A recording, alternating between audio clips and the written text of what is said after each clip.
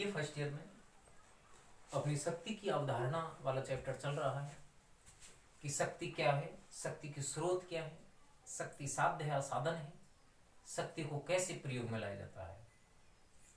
अर्थ परिभाषा को और प्रकार को जानने के बाद आज हम बताएंगे कि शक्ति को कैसे प्रयोग में लाते हैं और शक्ति साध्य है या साधन है।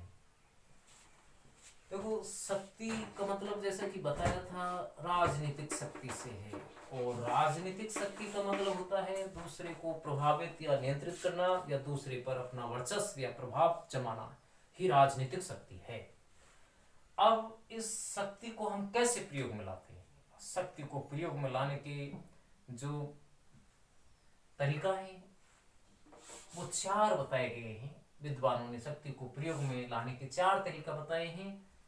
उनको कहा गया है साम, दाम, दंड और भेद। साम, दाम, दंड, भेद ये कौटिल्य ने भी बताए थे। यहाँ और भी विद्वानों ने बताए हैं। यहाँ हम बात कर रहे हैं, नाम है साइमन। साइमन ने शक्ति के प्रकार बताए हैं कि शक्ति को कैसे प्रयोग में लाएंगे। साम का मतलब होता है किसी चीज को समझाना बुझाना, समझाना बुझाना। दाम का मतलब यहाँ प्रलोभन है, प्रलोभन देना, कोई लालच देना।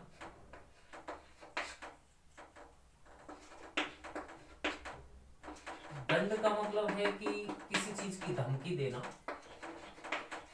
और भेद का मतलब यहाँ युद्ध से लिया है विद्वानों ने। तो इन चीजों पर विचार कर रहे हैं कि शक्ति को प्रयोग में लाने का पहला और आसान और सबसे सरल तरीका होता है साम, यानी समझाना बुझाना। माना कि 2 व्यक्ति या 2 देशों में कोई युद्ध की स्थिति बनी है या कोई झगड़ा है, तो उसको सरल करने का या उसको मिटाने का सबसे आसान तरीका क्या है? वो है समझाना बुझाना। कि 2 व्यक्ति या 2 राष्ट्रों के झगड़े को कैसे दूर करेंगे? पहला तरीका है समझाना बुझाना। दूसरा तरीका आता है यहाँ पर दाम, यानी पहला तरीका जब विफल हो जाता है, जब बात नहीं बनती है, समझाने बुझाने से कार्य नहीं हो पाता है। मान के चलें 2 व्यक्तियों में झगड़ा हुआ और समझाने बुझाने से बात नहीं बनी, तो दूसरा तरीका अपनाएंगे, वो है दाम। दाम यानी प्रलोभन, यानी कोई लालच, कि लालच देंगे कि आप ऐसा करें कि हम आपको इतना पैसा देते हैं या आपको ये दिया जाता है। जैसे एक देश ने दूसरे देश को लालच में आकर के अपने भूमि का टुकड़ा दिया या कोई सेना कुछ समय के लिए उधार दे दी, तो ये क्या हुआ? एक तरीका का प्रलोभन हुआ, कोई हथियार दे दिए। तो दूसरा तरीका क्या हुआ? प्रलोभन हो गया, लालच हो गया। अब तीसरा तरीका, जैसे 2 तरीका काम में लिए और इनसे भी उद्देश्य की पूर्ति नहीं हुई, तो तीसरा तरीका क्या होता है? तीसरा तरीका होता है दंड। लेकिन राजनीति विज्ञान में यहाँ दंड से तात्पर्य धमकी से है, और इसमें बताया गया है कि दंड की सिर्फ धमकी के रूप में, दंड को सिर्फ धमकी के रूप में प्रयोग में लाया जाना चाहिए। दंड का वास्तव में प्रयोग नहीं करना चाहिए। कि धमकी देनी चाहिए कि यदि ऐसा नहीं किया गया तो हम युद्ध करेंगे या आक्रमण कर दिया जाएगा। तो ये धमकी होती है 2 व्यक्ति में, 2 देशों में ऐसा देखने को भी मिलता है व्यवहार में कि धमकी होती है। जैसे शीत युद्ध में हुआ, एक देश ने दूसरे देश पर व्यंग्यबाण किए, तो ये क्या होती है? धमकी होती है। धमकी के अनुरूप कार्य नहीं होता है, धमकी दी जाती है ताकि दूसरा व्यक्ति उसकी बात को माने, तो ये धमकी हो गई एक तरीका की। आगे है भेद। यहाँ भेद से मतलब जो लिया गया है वो है युद्ध। ये शक्ति को प्रयोग में लाने का सबसे अंतिम तरीका है, लेकिन घातक तरीका है, क्योंकि आपको भी पता है युद्ध विनाशक होते हैं। युद्ध से मानव जाति को हानि होती है, और ये युद्ध उपयोगी भी नहीं है। लेकिन ये तरीका कब लाया जाता है प्रयोग में? ये तब लाया जाता है जब अन्य तीनों तरीका असफल हो जाते हैं, तब अंत में युद्ध का या संघर्ष का रास्ता अपनाते हैं, युद्ध का रास्ता अपनाते हैं। तो युद्ध शक्ति को प्रयोग में लाने का अंतिम साधन है, अंतिम हथियार है। तो ये 4 हमने आपको तरीका बताए कि कैसे शक्ति को प्रयोग में लाते हैं। सबसे आसान और पहला तरीका तो है समझाना बुझाना, और सबसे कठिन और सबसे अंतिम तरीका क्या हुआ? वो हुआ भेद। भेद का मतलब युद्ध। तो ये ये 4 तरीका हो गए, ब, स और द, ये 4 तरीका हो गए शक्ति को प्रयोग में लाने के। साम दाम दंड भेद, समझाना बुझाना, प्रलोभन, तीसरा धमकी, और चौथा और अंतिम तरीका है युद्ध। कि जब दी गई धमकी के अनुसार काम किया जाएगा, जो धमकी दी गई है कि यदि ऐसा नहीं किया गया तो हम आप पर आक्रमण कर देंगे, तो वास्तव में आक्रमण करना, जो धमकी दी गई है वो आक्रमण क्या हो गया, एक युद्ध हो गया।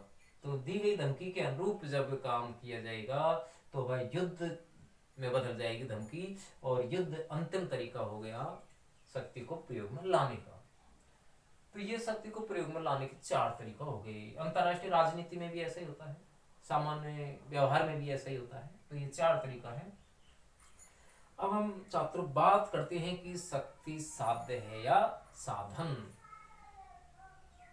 कुछ विद्वान तो देखो यहाँ शक्ति को साध्य मानते हैं, और कुछ विद्वान शक्ति को क्या मानते हैं, साधन मानते हैं, प्रयोग में लाने का एक माध्यम मानते हैं। साध्य का मतलब एक उद्देश्य हो गया, और साधन का मतलब कोई माध्यम है, एक तरीका से दूसरा कोई तरीका हो गया, लक्ष्य को पाने का एक तरीका हो गया। तो यहाँ विचार कर रहे हैं कि शक्ति साध्य है या साधन है। पहले हम विचार करते हैं कि शक्ति जो है एक साधन है। अंतरराष्ट्रीय राजनीति में हम देखते हैं कि शक्ति को क्या होता है कि साधन न मान करके एक साधन माना जाता है। हर राष्ट्र अपने राष्ट्रीय हितों की पूर्ति करने के लिए शक्ति को एक साधन के रूप में प्रयोग में लाता है। जैसे अपना भारत एक देश है, भारत चाहता है कि वो शक्तिशाली बने अपने राष्ट्रीय हित को पूरा करने के लिए। अब वो अंतरराष्ट्रीय राजनीति में जब हथियार ज्यादा खरीदेगा या यूं कहें कि ज्यादा सेना रखेगा, तो ये अपने साध्य को, शक्तिशाली बनने के साध्य को पाने के क्या हो गए, तरीका हो गए। तो अंतरराष्ट्रीय राजनीति में क्या होता है कि शक्ति राष्ट्रीय हितों को पाने का एक क्या हो जाता है, साधन हो जाता है, एक माध्यम हो जाता है। तो अंतरराष्ट्रीय राजनीति में क्या होता है, शक्ति को क्या माना जाता है, साधन माना जाता है। तो शक्ति का आधिपत्य बना रहना चाहिए, क्योंकि एक देश की शक्ति का आधिपत्य बना रहना दूसरे देश को अपने अनुकूल करने के लिए जरूरी है। तो शक्ति का आधिपत्य बना रहने के लिए जरूरी है कि अंतरराष्ट्रीय राजनीति में राष्ट्रीय हितों को पाने के लिए शक्ति को साधन माना जाना चाहिए। तो शक्ति के आधिपत्य को बनाए रखने के लिए, शक्ति के प्रभाव को, वर्चस्व को बनाए रखने के लिए जरूरी है कि हम शक्ति को एक साधन के रूप में प्रयोग में लाएं। हाँ, तो ये बात समझ में आ गई होगी कि शक्ति अंतरराष्ट्रीय राजनीति में राष्ट्रीय हितों की प्राप्ति का क्या है, एक साधन है। जैसे और उदाहरण से समझ सकते हैं कि 1962 में, आपको पता है 1962 में भारत का युद्ध हुआ था चीन से। वह क्या था कि चीन ने भारत पर अचानक आक्रमण कर दिया और कुछ समय बाद युद्ध बंद भी कर दिया था। यहाँ चीन का उद्देश्य शक्ति को एक साधन के रूप में प्रयोग में लाना था। तो शक्ति को एक साधन के रूप में प्रयोग में लाए कि वो वर्चस्व अपना जमाना चाहता था, तो उसने एक शक्ति को किस में प्रयोग में लिया, साधन के रूप में प्रयोग में लिया। अब हम बात करते हैं कि शक्ति क्या एक साध्य है, क्या एक लक्ष्य है, उद्देश्य है। तो शक्ति को एक एंड मानते हैं, उद्देश्य है एक तरीका। और यहाँ बात आ रही है, दो विद्वान हैं यहाँ पर, हिटलर और मुसोलिनी। ये तानाशाह रहे थे, दूसरे विश्व युद्ध के जन्म देने में इनका ही योगदान रहा था, इन तानाशाह व्यक्तियों का योगदान रहा था। तो इन लोगों के लिए क्या है कि शक्ति साध्य है। इनका उद्देश्य क्या था, अधिक से अधिक शक्ति हासिल करना। जहां अंतरराष्ट्रीय राजनीति में हमने देखा कि शक्ति राष्ट्रीय हितों को पाने का एक साधन है, वहीं हम देख रहे हैं कि कुछ विद्वान शक्ति को साधन ना मान करके क्या मानते हैं, साध्य मानते हैं, लक्ष्य मानते हैं। जैसा कि हर व्यक्ति का उद्देश्य होता है कि वो ज्यादा से ज्यादा शक्तिशाली बने, एक देश का उद्देश्य होता है कि वो ज्यादा से ज्यादा शक्तिशाली बने। जैसे कि यहाँ हिटलर और मुसोलिनी है, हिटलर और मुसोलिनी का उद्देश्य था कि वो अपने देश, हिटलर जर्मनी को और मुसोलिनी इटली को ज्यादा से ज्यादा शक्तिशाली बनाना चाहते थे। तो अंतरराष्ट्रीय राजनीति में शक्ति को जहाँ साधन मान रहे हैं, वहाँ दूसरे रूप में शक्ति को क्या मान रहे हैं, एक साध्य भी मान रहे हैं। यहाँ हम देख रहे हैं कि जैसे धन एक साधन है, और विस्तार से देखें कि धन एक साधन है और धन से बहुत सारी चीजें प्राप्त कर सकती हैं, खरीदी जा सकती हैं। वैसे ही क्या है कि वैसे ही धन क्या है, एक साधन हुआ, और शक्ति भी अपने आप में क्या हुई, एक साधन हुई। तो शक्ति साध्य भी है और साधन भी है। अब यहाँ निष्कर्ष देखते हैं तो क्या निकलता है छात्रों, ये निष्कर्ष निकलता है कि अंतरराष्ट्रीय राजनीति में जहां शक्ति एक साधन है, वहीं शक्ति साध्य भी है। तो शक्ति साध्य भी है और साधन भी है। तो जहां अंतरराष्ट्रीय राजनीति में शक्ति एक साधन है, राष्ट्रीय हितों की प्राप्ति का एक साधन है, वैसे ही हिटलर और मुसोलिनी जैसे लोगों के लिए शक्ति क्या बन जाती है, एक साध्य बन जाती है। इनका उद्देश्य क्या था कि अपने देश को ज्यादा से ज्यादा शक्तिशाली बनाया जाना था। तो यहाँ क्या निष्कर्ष आ रहा है कि जहाँ शक्ति अपने आप में एक साध्य है, लक्ष्य है, वही शक्ति दूसरे उद्देश्य की प्राप्ति का एक साधन भी है। जैसे कि धन एक साधन है और धन से हम बाजार में बहुत सारी चीज खरीद सकते हैं, ऐसे ही शक्ति भी एक साधन है और शक्ति के माध्यम से एक देश अपने राष्ट्रीय हितों को प्राप्त कर सकता है, दूसरे देशों से व्यापार कर सकता है, वाणिज्य व्यापार की नीति अपना सकता है, दूसरे देशों से अपने संबंध बढ़ा सकता है। किसके लिए? क्योंकि उसका उद्देश्य शक्ति हासिल करना है। तो शक्ति क्या है, एक साध्य भी है और शक्ति एक साधन भी है। तो दो चीज यहाँ सामने आई कि शक्ति साध्य और साधन दोनों ही हैं। तो निष्कर्ष यही निकल रहा है छात्रों कि शक्ति साध्य भी है और शक्ति एक साधन भी है। अब यहाँ थोड़ा और विचार करें तो क्या पाते हैं कि शक्ति की जो अवधारणा है वो प्राचीन अवधारणा नहीं है।